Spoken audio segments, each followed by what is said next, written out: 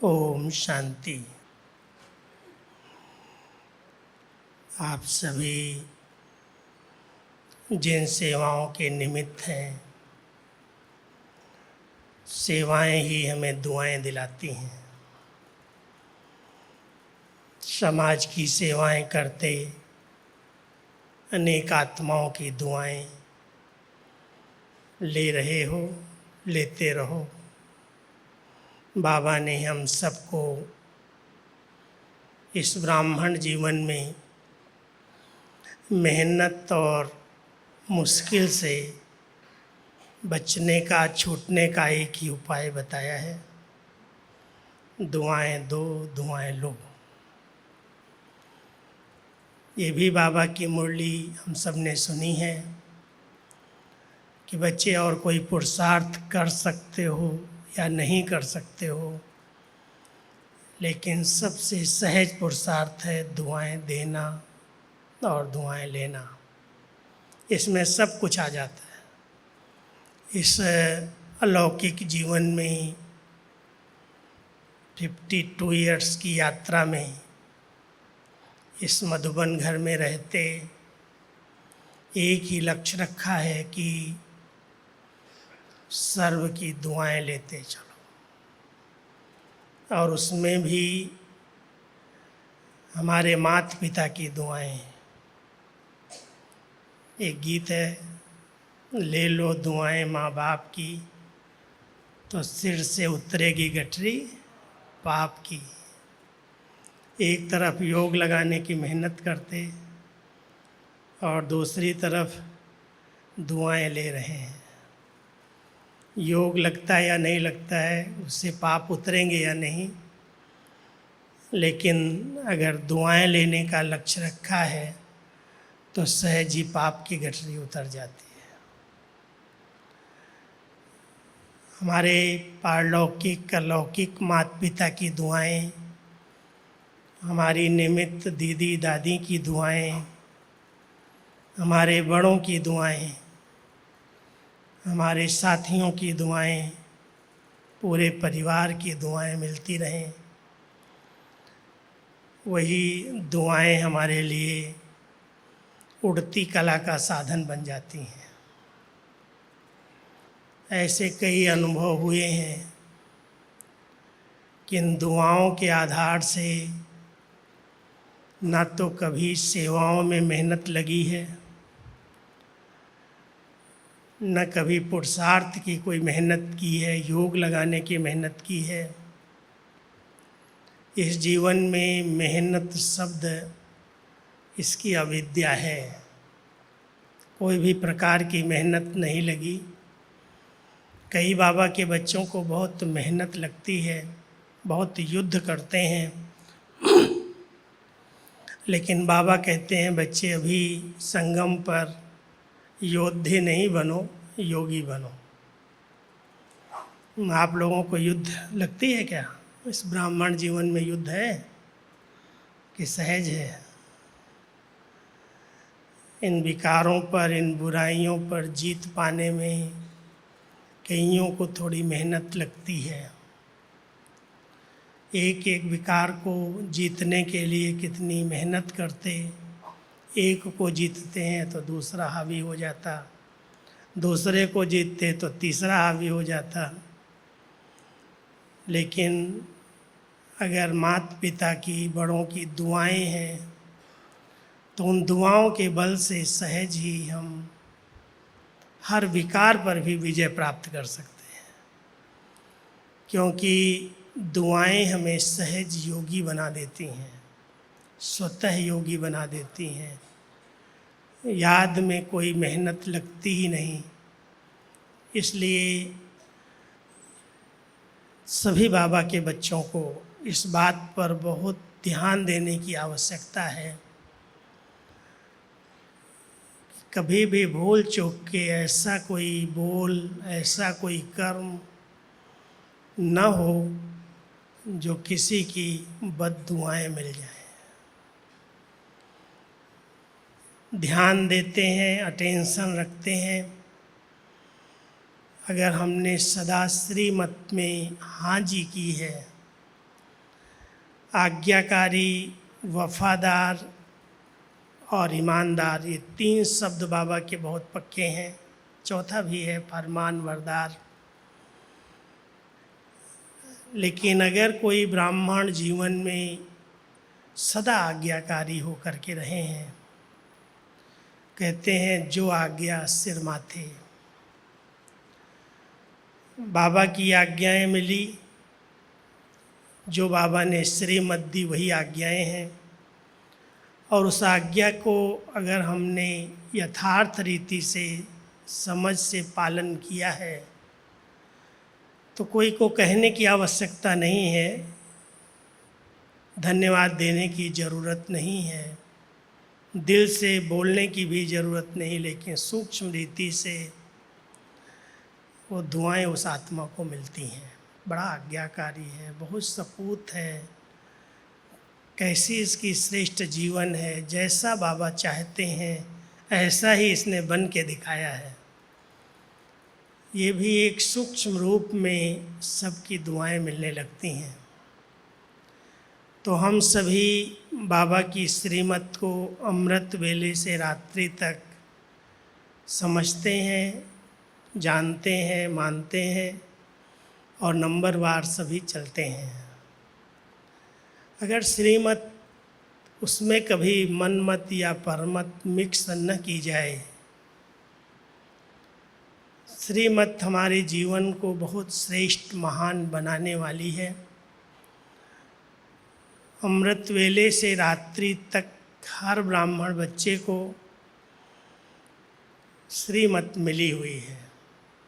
उठने की भी श्रीमत है, बाबा से मिलन मनाने की भी श्रीमत मिली है, यहाँ तक स्नान पानी करते हैं, तैयार होते हैं, उसकी भी श्रीमत मिली है। मुरली स्टडी करते हैं, उसकी भी श्रीमत है, पढ़ाई के लिए भी। और उसके बाद हम सेवाओं में जाते हैं, सेवाओं में आते, व्यवहार में आते हैं, उसके लिए भी श्रीमत है। भोजन बनाते हैं, भोजन खाते हैं, भोजन खिलाते हैं, उसके लिए भी श्रीमत है। अगर यथार्थ रीति से हम सब ने बाबा की श्रीमत को पालन किया है तो गुप्त रीति से बाबा की दुआएं मिलती हैं। बहुत बच्चा सपूत है, बहुत बच्चा आज्ञाकारी है। ऐसे ही अगर हम सभी सेवाओं में और उसमें भी समय पर सेवाओं में हाथ जी करते हैं तो बड़ों की दुआएं मिल जाती हैं। समय पर सहयोग देने की बहुत कीमत होती है। मैं आपको 1-2 यज्ञ की कहानियाँ सुनाता हूँ। बाबा के यज्ञ में भी जब कुछ पेपर्स आए और उस समय जिन बच्चों ने सहयोग दिया, उन सबको सहयोग देने के लिए, उन सबको सदा के लिए मदद देने के लिए भगवान भी बंध गए। उनको बहुत दुआएं मिली। 2 कहानियाँ बताता हूँ। जब बेगरी पाठ शुरू हुआ, एक दिन की बात है, बाबा के यज्ञ में करीब 350 भाई बहनें यहाँ बाबा के साथ माउंट आबू में रह रहे थे। और एक दिन ऐसा आया जो भोजन के लिए बिल्कुल कोई भी चीज़ घर में नहीं थी। दोपहर को क्या भोजन बनेगा? सवेरे भंडारे वाली बहन आई बाबा से पूछने के लिए, बाबा आज तो अपने पास भंडारे में कुछ भी नहीं है। जो अकाउंट संभालने वाली वो भी कहती बाबा कुछ भी नहीं है। बाबा कहते बच्चे वेट एंड सी, ठहरो। और बाबा सभी बच्चों को घुमाने, सैर कराने के लिए पहाड़ों पर लेके जाते थे। सवेरे सवेरे सबको लेके गए और वहाँ पर उस समय बरसात के दिनों में यहाँ चेरी, जामुन, कई फल पहाड़ पर होते हैं, करौंदे। तो बाबा ने कहा खूब खाओ बच्चे, जितना चाहिए। प्यार से सब घूमे फिरे, खाया बाबा के साथ, और वापस आए तो कहा अच्छा बच्चे अभी थोड़ी देर विश्राम करो, तैयार हो जाओ, फिर भोजन मिलेगा। और उस दिन 10 साढ़े 10 बजे बाबा के घर में जब पोस्ट आती थी तो उस पोस्ट में किसी ने 500 रुपया भेजे थे, और पैसा आया। बाबा ने उसी समय 500 की बहुत वैल्यू थी। बाबा के घर में सब साधन आए, भोजन टाइम पर बना, बेल लगी और सबको समय पर भोजन मिला। एक दिन भी कोई भूखे नहीं रहे। लेकिन एक बहुत बड़ी परीक्षा थी कि इतने सब बच्चे, अगर आज आपके परिवार में कोई 2-4 हों और कुछ भी खाने के लिए ना हो, और बाबा के महावाक्य हों, बच्चे मांगने से मरना भला, मर जाना लेकिन हाथ नहीं फैलाना, किसी से कुछ भी मांगना नहीं। ऐसे समय पर जब बाबा के ऊपर सामने से भीड़ आई, कहेंगे भगवान पर भीड़ पड़ी तो भक्तों ने मदद की। तो जिस बच्चे ने वो भेजा था, मदद की थी, सहयोग आया था, मुझे याद आता है कि अव्यक्त रूप में जब बाबा का पाठ शुरू हुआ 73-4 में, वो पूरा परिवार बाबा से मिलने आया था, जिसने वो सहयोग भेजा था। और वो जब परिवार आया तो उस समय गुलजार दादी जी, बाबा का प्रोग्राम नहीं था लेकिन यहीं पर थी, और बड़ी दादी थी प्रकाशमय दादी। दादी ने कहा बाबा को बोलो, बाबा ये परिवार बड़ा स्नेही है, सहयोगी है, इससे मिलने के लिए या इसको संदेश देने के लिए आप भोग लगाओ। गुलजार दादी को बोला। तो गुलजार दादी जी, हिस्ट्री हॉल ही था उस समय, मेडिटेशन हॉल में नहीं बना था। हिस्ट्री हॉल में गुलजार दादी बाबा को भोग लगाने के लिए बैठी, सवेरे के समय ही, मुरली के बाद। और भोग लगाने के समय बाबा खुद प्रवेश हो गए दादी में। और जब बाबा आए तो ये सब बच्चे, जो पक्के तो नहीं थे, कुछ तो नियम मर्यादा वाले भी थे, लेकिन उनका बहुत बड़ा परिवार था, 30-40 का परिवार आया था। कुछ हांगकांग का, कुछ लंदन का, कुछ अमेरिका का, सब परिवार इकट्ठा आया था। हम लोग तो बाहर निकल गए थे, मुरली सुन करके बाहर आ गए थे, लेकिन बाबा आ गए तो ये सब हलचल हुई कि बाबा आए, बाबा आए। तो हम वापस आए हाल में, सभी मधुबन वाले जो बाहर गए थे। और बाबा ने उस समय मुरली चलाते हुए कहा कि आज बाबा इन बच्चों को समय पर सहयोग देने की रिटर्न में इनके साथ आज पिकनिक करेगा। इन्होंने समय पर भगवान को साथ दिया है, इसलिए भगवान इनके लिए बंधा हुआ है। समय पर सहयोग का इतना बड़ा महत्व बाबा ने स्पष्ट किया। कितनी दुआएं इस परिवार को मिली हैं। वो 500 नहीं थे, लेकिन उस समय 5 लाख 5 करोड़ के बराबर ही कहें। आज वो सारा परिवार देश और विदेश में कितना माला माल है, साहूकार है। सबको बहुत दुआएं मिली हुई हैं भगवान की। और यहाँ तक जितने सेंटर्स बाहर खुलते गए हैं, हांगकांग में खुला, लंदन में, उन सब में उन्होंने बहुत बड़ा सहयोग दिया। समय पर साथ। दूसरा, हमारे सामने अवतार भाई बैठे हैं, जानते हैं, एक परिवार आबू का था, वो था दादा नेवंत सिंह। नेवंत सिंह दादा सिंधी पंजाबी थे, ज्ञान में नहीं थे, लेकिन बहुत स्नेही और सहयोगी थे। कुछ बातें हुई जब पांडव भवन लिया गया, तो पांडव भवन जब लिया गया तो जिस राजा की वो कोठी पोखरन राजा की थी, वही स्थान था, कोठी नहीं थी, वहाँ पर उनके घोड़े वगैरह रहते थे पांडव भवन में। और जब कोटा हाउस छोड़ना था और स्थान ढूंढ रहे थे, तो वो पोखरन राजा से बहुत सस्ते दाम पर 3-3.5 एकड़ पांडव भवन की ज़मीन खरीद ली गई। लेकिन ले तो लिया, उसके बाद उसको कोई ने भड़काना शुरू किया कि शायद तूने नशे में आकर के ये लिख दिया, इतनी बड़ी ज़मीन इनको तूने दे दिया। तो बहुत विरोध शुरू हो गया। पांडव भवन लेते समय बहुत विरोध होने लगा लोगों का कि इतना सस्ता कैसे इन्होंने को दे दिया गया। उस समय दादा नेवंत सिंह सामने आए और उन्होंने कहा कि बाबा आप निश्चिंत रहो, आप आराम से यहाँ पर रहो, मकान बनाओ, मैं पहरा दूंगा। और वो पांडव भवन में पहरा देता था रात को कि अब देखते हैं कोई हमारा वार बाबा के लिए क्या कोई बोलता है। उसको देख के सब शांत हो गए थे।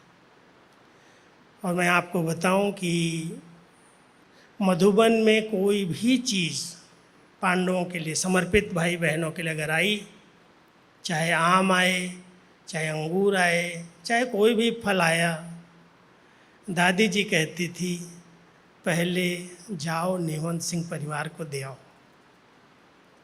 पहले उसको दे आओ। हर पल उसको याद करते थे। जब भी कोई त्यौहार हुआ, कोई पर्व हुआ, कोई भी चीज़ नई मधुबन में आई, तो हम लोगों को कहा जाता था जाओ पहले उस परिवार के पास दे आओ। ज्ञान में नहीं, अभी भी उनके परिवार वाले हैं, लेकिन इतना स्नेही, इतना सहयोगी, समय पर साथ दिया, तो बड़ों की, परिवार की उनको दुआएं मिली। और वो दुआओं के कारण वो परिवार बड़े सुखी बन गए। दादी जी हमेशा एक बात हम सबको यही सिखाती रही हैं कि सेवाएं अपनी स्थान पर हैं, सेवाएं भले करो, लेकिन अगर सेवाओं से खुद या दूसरे आत्माएं डिस्टर्ब हो रही हैं, उन सेवाओं की कोई वैल्यू नहीं है। बाबा भी कहते हैं बच्चे ऐसी सेवाएं जो आपके मन को डिस्टर्ब करें या दूसरों को डिस्टर्ब कर दें, ऐसी सेवाएं करने की बजाय योग करो, उसको छोड़ दो। हम सब सेवा शब्द में ही बहुत बड़ा भाव देखते हैं समाया हुआ है। सेवा जहाँ है, सेवा भाव जहाँ है, वहाँ दुआएं हैं। अगर वो सेवा से दुआएं नहीं मिल रही हैं, तो सेवा वास्तव में यथार्थ सेवा नहीं है। कोई भी पेपर, कैसी भी बातें आएं, सब पेपर्स को दुआओं के बल से सहज पार किया जा सकता है। और ये सब उदाहरण हमारे निमित्त दादियों ने हमारे सामने रखे हैं। कोई भी पेपर आए, सबसे बड़ा पेपर शरीर का आता है। हर एक ब्राह्मण आत्मा के आगे आयु बड़ी होती है, शरीर को कोई न कोई रोग लगते हैं, लेकिन जिस आत्मा ने परिवार की, बड़ों की, सबकी दुआएं ली हैं, वो बीमारी कितनी भी बड़ी क्यों न हो, वो उसके लिए सूली से कांटा बन जाती है। ऐसे सहज पार हो जाती है जैसे कोई बड़ी बात है ही नहीं। सुना होगा, मैंने कई बार ये अनुभव सुनाया है। एक दिन दादी जी, लास्ट में 2005-06 की बात मैं सुनाता हूँ। मैं दादी जी के पत्र बहुत समय से लिखता रहा। दादी पहले हमें लिखाती थी, कमरे में बुला करके डिक्टेट कराती थी। उसके बाद कहने लगी तुम लिख के ले आओ, मैं पढ़ लूँगी, पास कर दूँगी। लेकिन लास्ट दिनों में करीब 2-3 साल तक पूरा ही जवाबदारी मेरे ऊपर आई, जो मैं उनके नाम के पत्र लिखता रहा। जब दादी बॉम्बे से वापस आई हॉस्पिटल से, तो मैं एक दिन गया और बैठ गया। हमने कहा, दादी, आपकी तरफ से मैं 2-3 साल से पत्र लिखता हूँ। मेरी दिल खाती है कि दादी पढ़ती भी नहीं है, दादी को पता भी नहीं है, और मैं दादी के नाम से पत्र लिखता हूँ।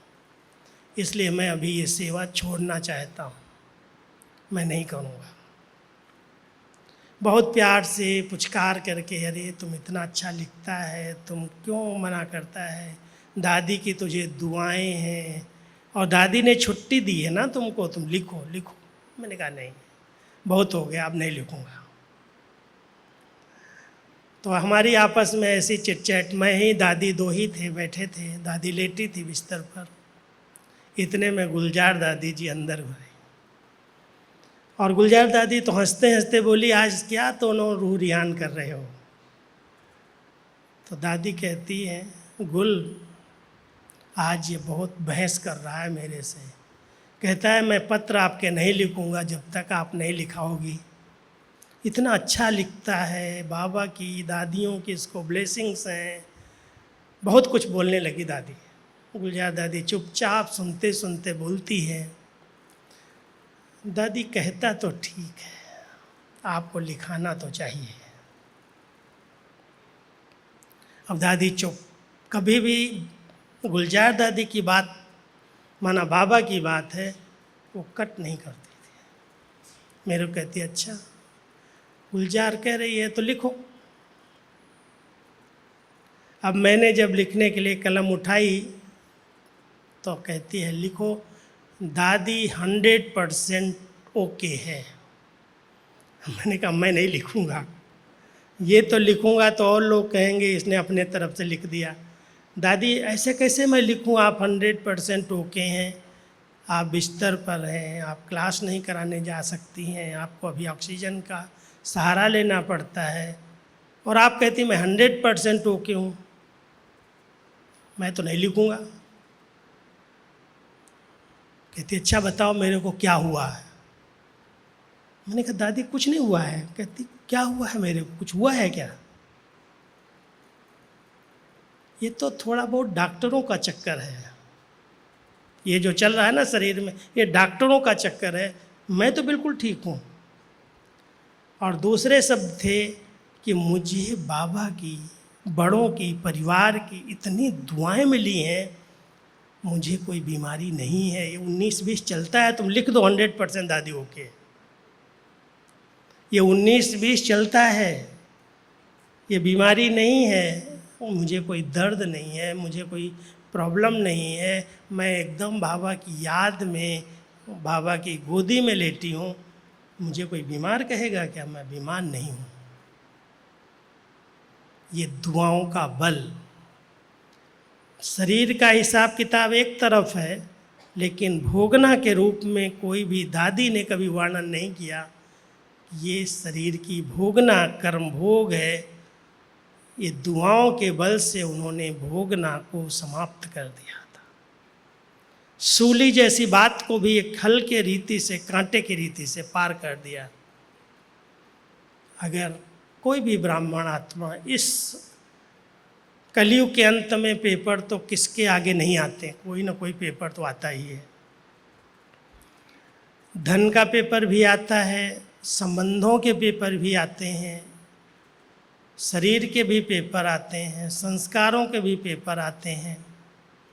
लेकिन अगर कोई आत्मा ने लक्ष्य रखा है, सहन करेंगे, समाएंगे, लेकिन सबकी दुआएं लेंगे, कभी भी जोश में आकर के अपने संबंध बिगाड़ेंगे नहीं। ये जो बद दुआएं हैं वो इंसान को कभी भी चैन से रहने नहीं देती। और चलते चलते कई बार हम समझते हैं हम बड़े हैं, हम जवाबदार हैं, हमें नियम तो बताने पड़ेंगे, हमें तो ये करना पड़ता है। लेकिन लॉ मेकर्स के साथ साथ लॉ मेकर्स नहीं बनते। और दीदी दादी ने जो दुआएं ली उसका एक मूल कारण था लव और लॉ का बहुत सुंदर बैलेंस था। लॉफुल भी लेकिन लॉफुल भी थी। कोई भी ईश्वरीय नियम मर्यादा का उल्लंघन करके अगर रह रहा है तो उसके लिए लॉफुल थी।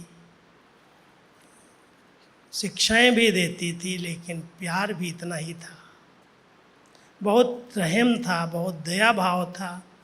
इसलिए कभी भी उनकी शिक्षाएं किसी को ऐसे नहीं महसूस करती थी मुझे ही क्यों दी गई। हम सब ध्यान दें, कई बार हम शिक्षाएं देना शुरू कर देते हैं लेकिन शिक्षाओं के साथ साथ जो दूसरा शब्द है क्षमा भाव, और बाबा ने दादियों ने दोनों शब्दों को बैलेंस से चलाया। हमें शिक्षाएं भी दी लेकिन क्षमा भी किया। क्षमा वो शक्ति है जो बहुत बड़े दिल वाले ही कर सकते हैं। भगवान ही क्षमा का सागर है। उसने हम सब पर क्षमा करके अपना बच्चा बनाया।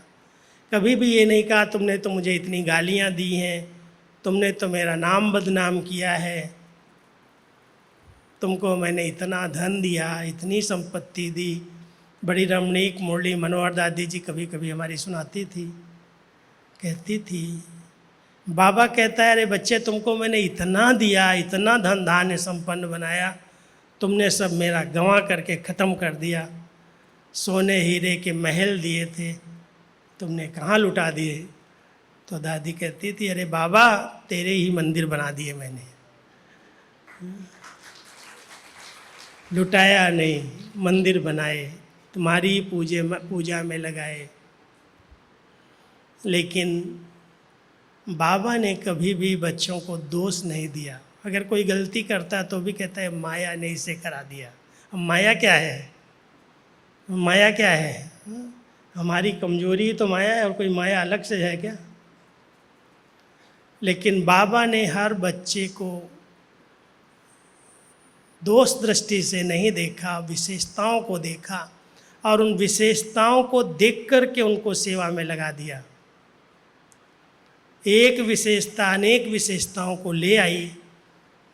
अगर वो हमारी कमियों को देखते तो मैं समझता हूँ आज हम इस स्थान पर नहीं होते। हमारे बड़ों ने हमारी कमियों पर ध्यान नहीं दिया, लेकिन इस आत्मा की विशेषता क्या है उस विशेषता को देखा और उसे सेवा में लगा करके उसको महान बना दिया। कभी कभी मैं सोचता हूँ मैं क्या विशेषता लेके आया था जो आज बाबा ने मुझे इतना प्यार किया, इतना ऊंची स्थिति तक पहुँचाया, इतना सम्मान, इतना स्नेह, इतना चारों तरफ से वैल्यूबल बनाया है। देख देख करके आपको क्या बताऊं, अभी मैं 1.25 मास अमेरिका की यात्रा करके आया हूँ। 3 दिन पहले ही पहुँचा हूँ। अपने हाथ से मैं अटैची तक नहीं उठाई होगी, ऐसे भी नहीं पकड़ा होगा। सब कुछ बाबा के बच्चे, इतना प्यार, इतना स्नेह, क्या किया हमने? कौन सा इतना बड़ा काम किया है जो सब इतना स्नेह देते हैं, इतना प्यार करते हैं? कितने स्थानों पर गए, 25-30 दिन की यात्रा में, टोटल आने जाने सहित 35 दिन लगे। 30-32 दिन की यात्रा में मैंने करीब 25 सेंटर पर भ्रमण किया और एक सेंटर से दूसरे सेंटर की दूरी 150 किलोमीटर की स्पीड्स में चलने वाली गाड़ियों की 6 घंटा, कम 5 घंटा जाना, 5 घंटा आना। बहुत सारे सेंटर्स पर जाना हुआ, बहुत सारे बाबा के बच्चों से मिलना हुआ और बहनें इतने स्नेह से यहाँ ले जाना, यहाँ घुमाना, यहाँ दिखाना, इस बच्चे से मिलाना, हर प्रकार की संभाल, हर प्रकार की सत्कार भावना। मैं ये देख रहा था कि सिर्फ बाबा ने अपने लायक बनाया, अपने काम में लगाया, अपनी सेवाओं में। जब मुझे बाबा से सन्मुख मिलने का भाग्य मिला, डायरेक्ट मैं लिखता था, कभी कभी बाबा बुला लेते थे, आओ इधर, तो बाबा के यही शब्द निकलते थे, तुमने अपनी बुद्धि को कहीं भी व्यर्थ में खर्च नहीं किया, इसलिए बुद्धि को दिव्य बुद्धि का वरदान मिलता गया। बाबा के बच्चे बन कर के भी तू क्या करता, वो क्या करता है, तेरा मेरा, हम अपने समय को, अपनी एनर्जी को क्यों व्यर्थ गंवाएं। इसलिए सब ध्यान देना, अगर भगवान की दुआएं लेनी है तो भगवान के दिए हुए खजानों को सफल करो, व्यर्थ नहीं करो। व्यर्थ करने वाले बच्चे को कभी माँ बाप दुआ नहीं देते। उसकी दुआएं तभी मिलती हैं जब उसके द्वारा मिली हुई प्रॉपर्टी को हम संभालते हैं और बढ़ाते हैं। बहुत कुछ प्रॉपर्टी बच्चों को बाबा ने दी है, संगम पर अविनाशी प्रॉपर्टी का मालिक बनाया है। भविष्य में जो मिलेगा वो तो बात की बात है, लेकिन संगम पर बाबा ने एक एक बच्चे को ज्ञान रत्नों से भर भर करके, थालियाँ भर भर करके दी हैं। अमूल्य ज्ञान रत्नों का खजाना दिया है, गुणों का खजाना दिया है, शक्तियों का खजाना दिया है, श्रेष्ठ चरित्रवान बनाया है, श्रेष्ठ चिंतन दिया है। हम सब बाबा के द्वारा मिले हुए अविनाशी खजानों को अगर सफल कर रहे हैं, कहीं भी व्यर्थ नहीं करते, तो गुप्त रीति से माँ बाप की दुआएं मिलती हैं। ये मेरे बच्चे इतने लायक हैं, इतने सपूत हैं, जो इनको जितना मिला है उसका कई गुना करके बढ़ा रहे हैं, गंवा नहीं रहे हैं। गंवाने वाले को कभी दुआ नहीं मिलती। अगर आपके परिवार में एक बच्चा बहुत अच्छी मेहनत करके खूब कमाई कर रहा है और दूसरा बच्चा कुसंग में आकर के उस पैसे को बर्बाद कर रहा है, माँ बाप किस बच्चे को दुआ देंगे? किस बच्चे को देंगे? कमाने वाले को या गंवाने वाले को? इसलिए अगर हमें माता पिता की, बड़ों की दुआएं चाहिए, तो जो कुछ उन्होंने हमें दिया है वो हम बढ़ाएं, जीवन में अपनाएं, आगे बढ़ाएं, बाबा का नाम रोशन करें। हमेशा एक ध्यान रखना है कि हमारे चलन से, हमारे चेहरे से, हमारे बोल चाल से लोगों को अनुभव हो कि इनको ऐसा बनाया किसने है। बहुत जगह पर हमने अनुभव किया। मुझे इंग्लिश नहीं आती, मुझे कोई इतना लेक्चर देना बाहर का नहीं आता, मैंने कोई ऐसी पढ़ाई दुनिया की नहीं की है, लेकिन जहाँ भी गए उनको बाबा की भाषा आ जाए, ऐसे फील किया लोगों ने जैसे बाबा ही मिल गया मेरे को। क्या था, कौन सा अटेंशन था? सिर्फ इतना था, इनको रूहानी दृष्टि मिले, इनको निस्वार्थ प्यार मिले, इनसे मैं कुछ लेने नहीं आया हूँ, ये मुझे क्या देंगे, मुझे बाबा ने इतना सब दिया है, मैं किसी से कुछ भी लेने नहीं आया हूँ।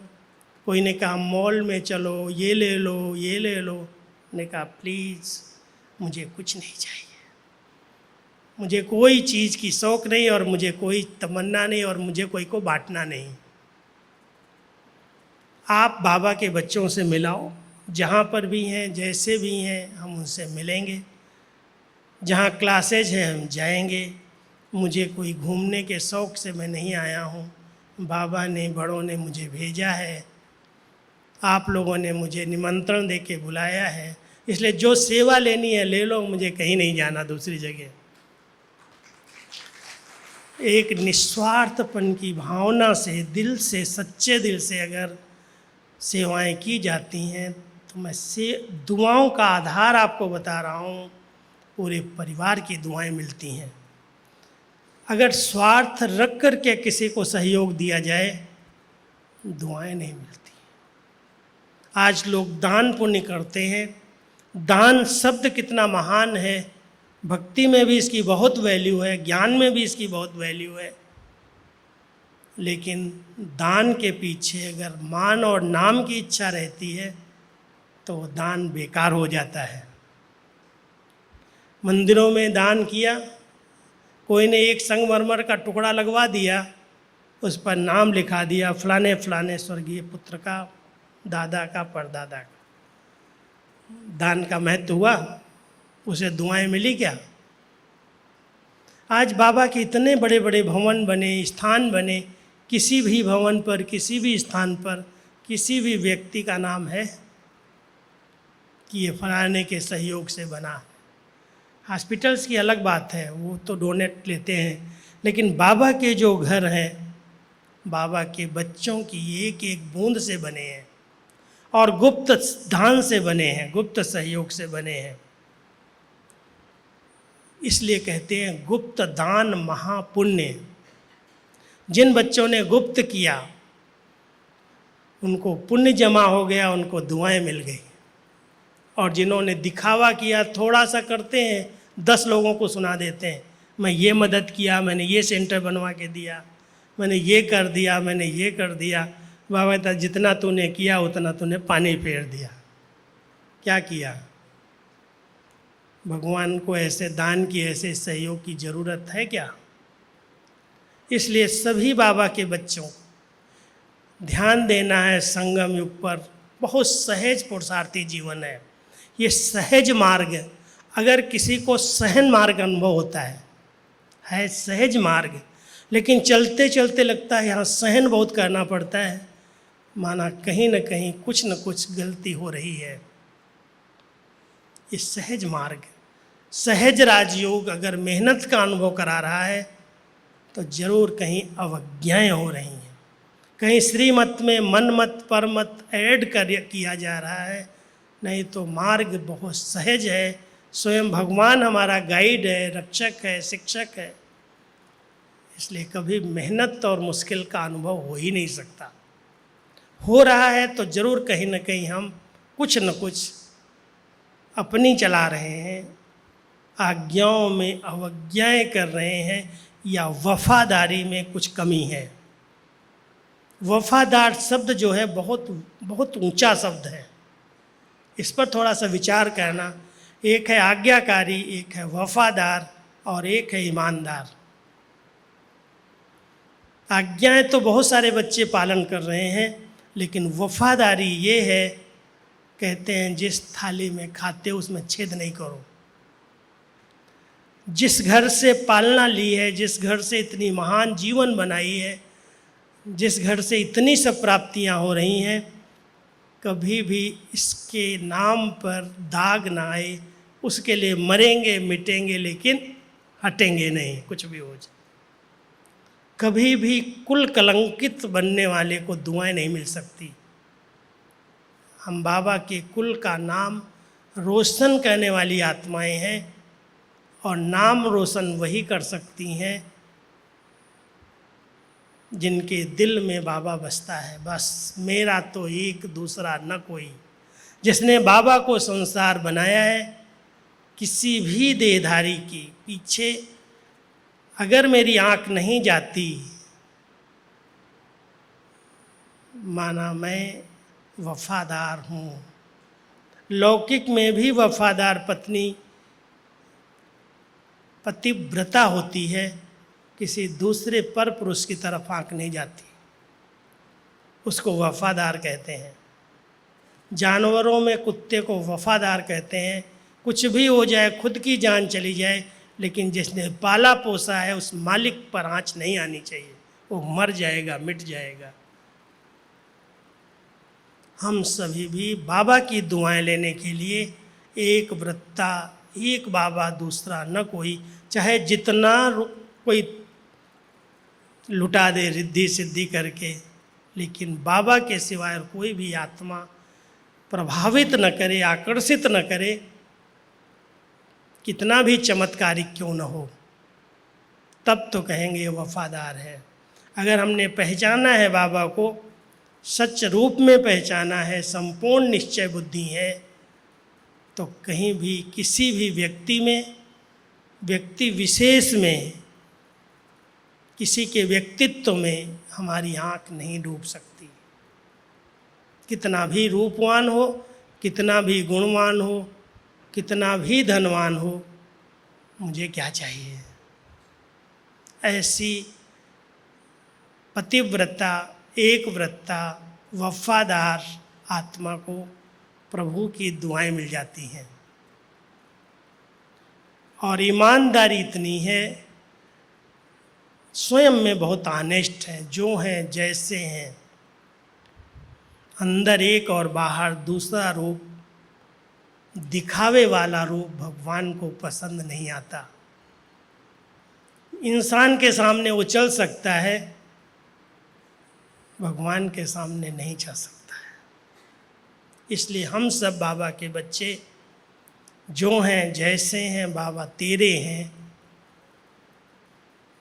कभी भी बाहर से रूप ऐसा न हो कि हम तो बड़े योगी हैं, बड़े समझदार हैं, बहुत सहयोगी हैं, और अंदर ही अंदर कोई दूसरा रूप लेकर के सेंटर पर आते हैं, सेंटर पर रहते हैं। गलत दृष्टि है, गलत व्यवहार है, अंदर की कामनाएं कुछ दूसरी हैं। कई ऐसे आजकल कहीं कहीं किसी किसी सेंटर पर ऐसे भी आत्माएं आ रही हैं, संभलना पड़ता है। नहीं तो रूप बड़ा अच्छा होता है। एक स्थान पर एक भाई बड़ा सहयोगी निकला, बहनें बहुत खुश, जब देखो गाड़ी उसकी खड़ी है, दीदी जो चाहिए, ये चाहिए, वो चाहिए। मुरली में भी रेगुलर, योग में भी रेगुलर, सेवा में तो सदा हाँ जी, हाँ जी, हाँ जी। सब प्रकार से करते करते उसकी वृत्ति अलग और ऊपर से कृति बिल्कुल अलग। थोड़े दिन के बाद उसने अपने सेंटर, सब भाई बहनों की उसमें भावना बैठने लगी, बड़ा अच्छा भाई है, बड़ा अच्छा स्नेही है, बहुत सहयोगी है। अब उसने चाल चली, जब सब उसको मानने लगे, स्नेह देने लगे, तो मुझे एक प्रोजेक्ट डालना है, इस प्रोजेक्ट में आपका थोड़ा सा सहयोग चाहिए। इतने बड़े परिवार से किसी से 5,000 लिया, किसी से 10,000 लिया, किसी से 20 लिया, और जब 5-6 करोड़ इकट्ठे किए वो फुर गुम हो गया। बहुत संभल के चलने की ज़रूरत है। अंदर एक होता है, बाहर दूसरा होता है, और हम समझते हैं तो बड़ा योगी है, बड़ा सहयोगी है। और फिर बहनों को कहते, बहन जी आपने बताया नहीं। यार बहन जी कहती, मैं क्या बताऊं, मैंने थोड़ी अपने यज्ञ का दी, आप लोगों ने पूछा कहाँ। इसलिए बहुत संभल के चलने की ज़रूरत है। इस समय ठगों की दुनिया है, ठग न जाना, समझ के चलो, संभल के चलो। बाबा पर संपूर्ण फेथ रख करके बाबा के नाम पर जो सफल करना है कर लो। बाकी व्यक्ति कैसे हैं, कौन अंदर एक बाहर दूसरा है, पता नहीं चलता। इसलिए ईमानदारी बाबा के बच्चों के अंदर ऐसी हो, जो हूँ जैसी हूँ तेरी हूँ, कुछ भी छिपा हुआ नहीं है, कथनी और करनी समान है। ऐसे बच्चों को दुआ देता है भगवान। कथनी अलग है और करनी अलग है, तो उसे कभी दुआएं नहीं मिलती। तो हम सब ध्यान देंगे, संगम युग पर दुआओं का बहुत बड़ा महत्व है। हम सब का ध्यान बाबा की श्रीमत पर रहे, बाबा की सेवाओं पर रहे। न नाम चाहिए, न मान चाहिए, न शान चाहिए। बाबा जो कराए, जैसे कराए। मैं तो एक शब्द सोच लिया था, तू मेरे सोचने का काम भी करेगा, मैं क्यों सोचूं। सोचने की भी ज़रूरत नहीं, सब कुछ करने कराने वाला है। हम इतने समर्पित हो जाएं बाबा के आगे सच्चे दिल से, तो बाबा खुद ही सब कुछ सोचता है, सब ध्यान रखता है, कहीं पर भी कोई नुकसान होने नहीं देता। इतना स्मूथ चलाता है जैसे कोई गोद में बैठा करके चला रहा हो। तो संगम युग पर इसका आनंद लो, बाबा की गोदी में बैठ करके उड़ते चलो, उड़ाते चलो, सबकी दुआएं लेते चलो, सबको दुआएं देते चलो। बहुत सरल जीवन, सहज जीवन है। ध्यान यही देना, एक बात का ध्यान मुझे जो रहता है मैं बताता हूँ, अपने शब्दों से किसी को अपमानित नहीं करो। हर एक को अपनी इज्जत बहुत प्यारी है और सब चाहते हैं मुझे सब सम्मान से व्यवहार करें।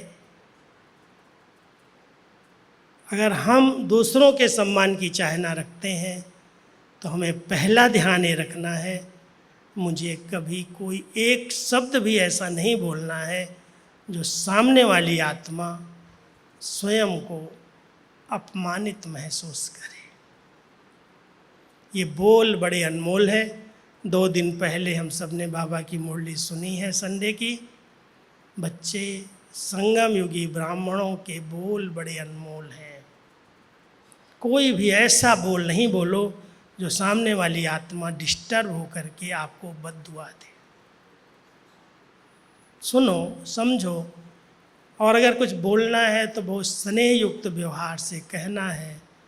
किसी को डांटना, कट कर देना, किसी के सामने किसी की इज्जत ले लेना, हर एक आत्मा कुछ न कुछ चाहती है और वो यही चाहती है कि छोटे हैं या बड़े हैं, कम से कम प्यार से बात तो करें। स्नेह की दृष्टि, बहुत प्यार के मधुर बोल, हमारे स्नेह भरे कर्म, सहयोग के कर्म हमें दुआएं देते हैं, दिलाते हैं। तो आप सभी इस पर अटेंशन रख कर के चलो। बहुत बहुत हल्की और सहज जीवन है, कोई भी भारीपन नहीं है, कोई भी मेहनत नहीं है। अरे भगवान मिल गया फिर भी बच्चे मेहनत करें तो बाबा कई बार हंसते हुए कहते हैं मुझे भी तरस पड़ता है बच्चों पर। मेरे बच्चे भक्ति में इतनी मेहनत करके आए और बच्चे बनने के बाद भी मेहनत कर रहे हैं तो बाबा को भी बहुत रहम आता है। बच्चे हो, बच्चे बन करके रहो, कभी बड़े नहीं बन जाना। बड़े बनना बड़ा दुख पाना। इसलिए हम सब छोटे बच्चे बाबा के बन के रहते हैं। जैसे हमारी दादियाँ इतनी बड़ी होते हुए भी सदा बच्चों की तरह रही, कभी भी अपनी महिमा स्वीकार नहीं की, सदा यही कहती रही, अरे वो कराने वाला है, ये प्रभु लीला चल रही है, मैं क्या कर रही हूँ। निमित्त भाव, निर्माण भाव से सबकी दिलों को जीत लिया और सबकी दुआएं लेकर के संपन्न संपूर्ण बन गई। हम सभी भी अपने बड़ों के कदम पर कदम रख कर के अपनी मंजिल को प्राप्त कर सकते हैं। ओम शांति।